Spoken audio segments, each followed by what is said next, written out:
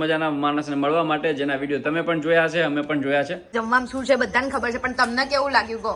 તમને મસ્ત એકદમ ઘર કરતા સારું લાગ્યું.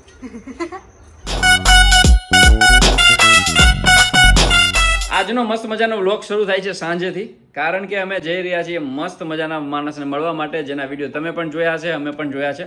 અને ખાસ મજાના અમારા મિત્ર છે. આઈ હોપ કે તમે બધા મજામાં હશો, કારણ કે અમારો વિડીયોની વ્લોગ ઘણા સમય પછી આવ્યો છે અને હવે કન્ટિન્યુ રહેશે, કારણ કે મેં પણ લીધી છે ચેલેન્જ અને રાધીએ પણ લીધી છે ચેલેન્જ અને મારા ધ્વનિતે પણ લીધી છે ચેલેન્જ.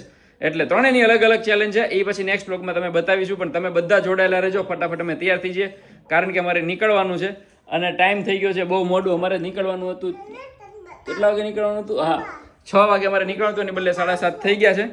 તો ફટાફટ પહોંચી જઈએ, ફટાફટ મળીએ અને તમને પણ બતાવીએ કે કોણ છે. તો જોડાયેલા રહેજો. આ તમે જોવો છો ને અત્યારે જે સાફ સફાઈ ચાલે છે, સાફ સફાઈ નથી કરતી હો, તો હોશિયાર મોકો જ ગોતતા હોય. મમ્મી કપડા લઈને આવશે ને તેની જગ્યા કરું છું. બરાબર છે. મમ્મી કપડા લઈને આવે ને જગ્યા કરે છે.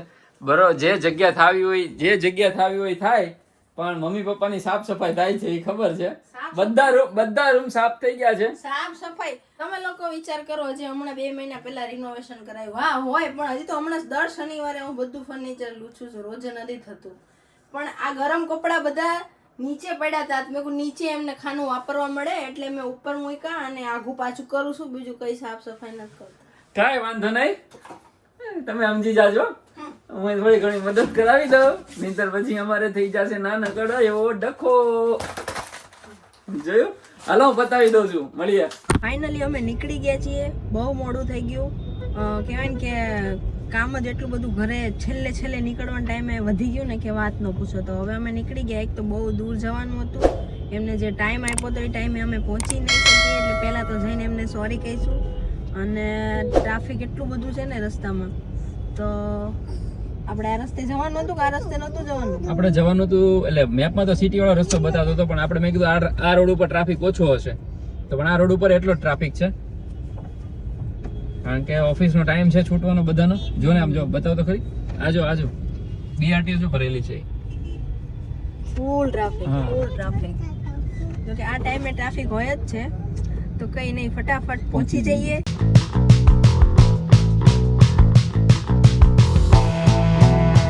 ક્યારના રાધિકાને હું કહેતા હતા અમે જવાના છીએ અને તમને મેળવીએ છીએ. તો હવે ફાઇનલી અમે પહોંચી ગયા છીએ જગ્યા ઉપર અને એમના મસ્ત મજાના ઘરે. તો હવે તમને બતાવું છું. તું બતાવીશ કે હું બતાવું? તમે જ બતાવો ને. હું બતાવું? તો ભાઈ હું બતાવું છું.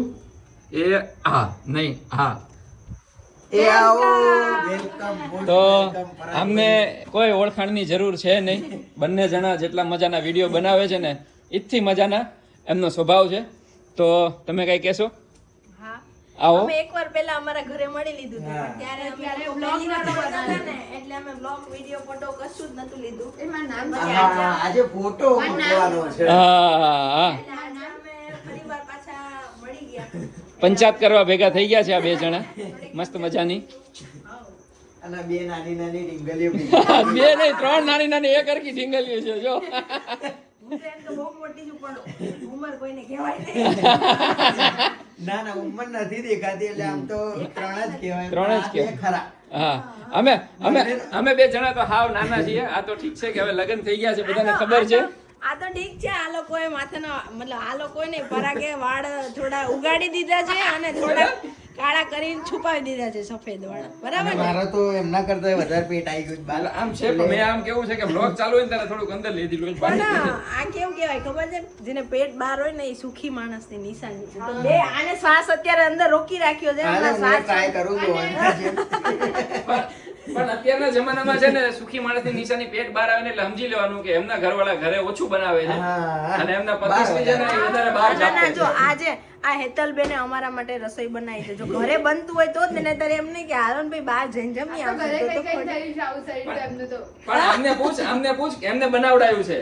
હા, એટલે તું તો બ્લોગ માં એમ કીધે કે એમને બનાવ્યું તો અમને એવું અમારા નથી, બિચારાની બધી મહેનત ક્યાં લેડીઝ ઘરમાં બનાવતી જ હોય. આ લોકો ખોટું બોલતા, એમને બહાર ખાવાનું મન થતું હોય ને ઈ જ અમને લઈ જતા હોય. અમને આળસુ કરવા વાળા જ આ લોકો હોય. એવું હોય. સાચું ને હેતલ? મહેનત નહીં કરતા ઘરમાં આપણે કેટલું કામ કરવાનું, બીજા બધા કામ ના હોય. હાલ આપણે તો બેઠા બેઠા ખાઈએ છીએ ને, આપણે ક્યાં કઈ કરવાનું બેઠા બેઠા જ ખાવ છો. અમે મદદ કરીએ છીએ હો ભાઈ. તો હરેક ઘરમાં લગભગ સાચું કેજો આપણે તો 75% મદદ કરીએ છીએ, 25% એ લોકો કરતા હોય છે આવા ટાબરિયાને હાચવવા ને બધું.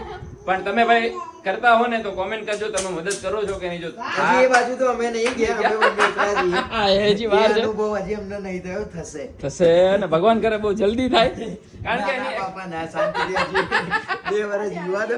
બહુ વાર છે. હા. હા, એ વાત સાચી છે. એમણે જ્યારે અમને પહેલી વાર એવું કીધું હતું ને કે મેં એમ કીધું હતું કે બેય આવજો એમ, તો કે હા અમે બે જ. મેં કહ્યું અમે તો 4 આવશું એમ. તો કે અમારે તો હજી બહુ વાર છે. મેં કહ્યું આ કેમ એવું કે છે કે બહુ વાર છે?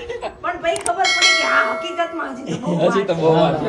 કઈ નહીં, લાઈફ છે, જીવી લેજો. તો અલગ મલગની વાતો કરીએ અને પછી પાછા થોડી વારમાં મળ્યા. ઓકે. તો જમવા બેસી ગયા છીએ અને જમવામાં શું છે બધાને ખબર છે, પણ તમને કેવું લાગ્યું કહો. તમને મસ્ત એકદમ. આ પનીર ઘર ભુજી કરતા સારું લાગ્યું. એટલે મને ઘર જેવું લાગ્યું. મને એવું લાગ્યું કે થોડું એમને તીખું લાગ્યું હશે. ના, જો મેં મરચું લીધું છે. ને મરચાઈ તળે છે. થોડાક તીખા છે. એકદમ સરસ હેતલબેને જમવાનું બનાવ્યું છે. ધ્વનિતની મમ્મીના સ્વભાવ જેવા. ધ્વનિતભાઈ બેટિંગ ચાલુ કરી દીધી છે. ધ્વનિતભાઈ અત્યારે કઈ જ બોલશે નહીં. હા, ફોકસ જમવા શાંતિથી ઉપર છે. જમી લેવાનું. અમારે એનું ફોકસ જમવામાં જ હોય. ગમે ત્યાં ગયા હોય ભગવાન પેલા થાળી લગભગ એની જ પડી ગઈ હોય, ગમે ત્યાં પ્રસંગમાં હોય. બરાબર છે. એ જમી લેવાનું પહેલા શાંતિથી. રાતે તીખા છે ને બહુ ને. ખતરનાક. પણ યાદી તો રહેવી જોઈએ ને. હા, પાણી. પાણી પાણી અહીંયા આયા હતા જમવા. આઈ ગમી ગયું. ગયું. યાદી તો રહેવી જોઈએ ને હવે.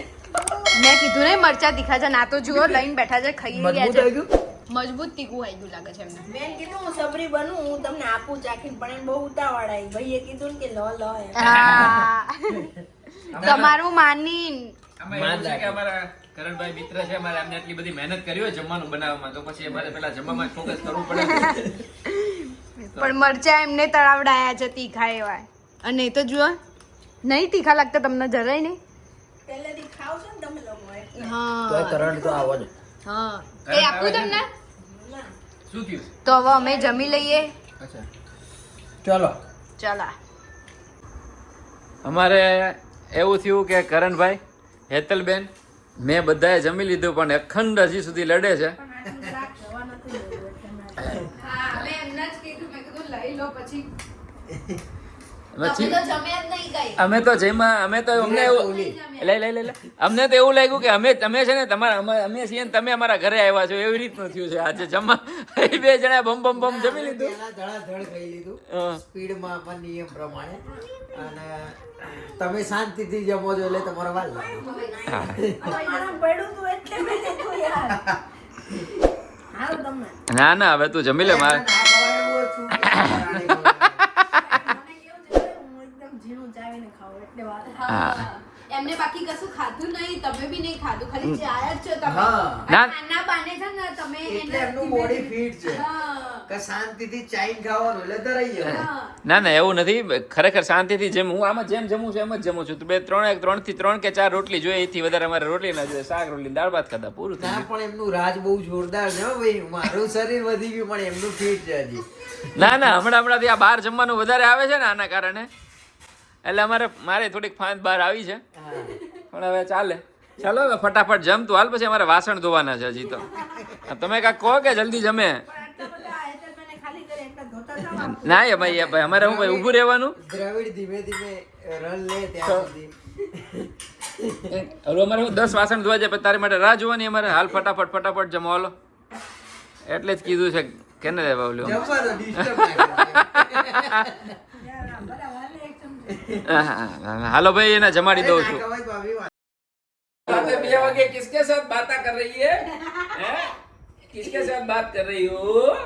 ધ્વનિત ને કોઈ નહીં લેતું, એટલે ધ્વનિત બિચારો આવું ના કરો. ક્યાં એટલે હું તો- તમે આવું ના કરો. આજે સૌથી વધારે જો કંટાળ્યો હોય ને તો ધોની જ છે. આમ કરતો કેવી લાગી? બહુ ખાટી છે. 2 વાગી ગયા છે. અને હજી મારા ઘરે જઈને કપડા સુકવવાના છે.